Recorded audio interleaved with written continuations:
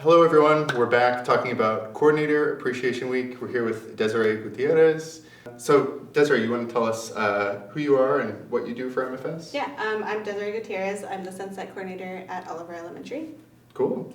And how long have you been a coordinator? This is my second year as a coordinator. Awesome. I've actually been at my site a little bit longer, but as a coordinator, it's been 2 years. That's cool. So what do you see as like the importance of being a coordinator? For our particular site, I think building community. Our school as a whole is just working on building community with our families and with our school staff. So I think that's like the most important for me right now, and just giving families a voice. And so I feel like through myself, they can have a voice if they're not able to, to have that relationship with either the principal or any other staff, and I hope to build those relationships so I can help them with that. Nice.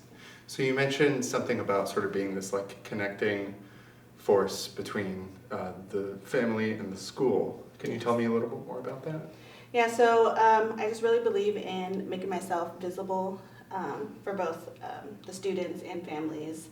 And if there's any resources that I can help them with, we have like an open market, we have our food bags, we try to get some adult classes and family events just to bring families into the building.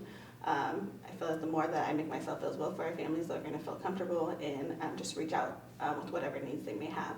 Cool. So you mentioned open market and food bags. That's part of like the hunger relief effort, right? Yeah. So like families can go in and select free food. Yeah, so on Wednesdays we do open market, which we get donations from Urban Gleaners and other stores that bring in food for us. And then on Fridays we send students home with food bags that will help with food throughout the weekend. Cool. Awesome. And do you get a lot of, so it sounds like you make a lot of sort of connections with the families and the students. Is there any stories or memories or anything sort of come to mind with, like a particularly, special moment or anything like that? I think the most that really touches my heart is a family that we helped during the holiday season, so it's really a tough time for some families. And I had connected with our school counselor who had this amazing resource from a church who was able to adopt some families. So it was a family, a grandma who took care of her grandkids, who helped out with open market, and I just like built that relationship and knew that there was some tough times. And so I was able to make that connection, and she was a little embarrassed, so I just kind of reassured her that there was no reason for her to be embarrassed. I told her a little bit about myself and my background. I think for me, I can relate to some of our families because of just my life.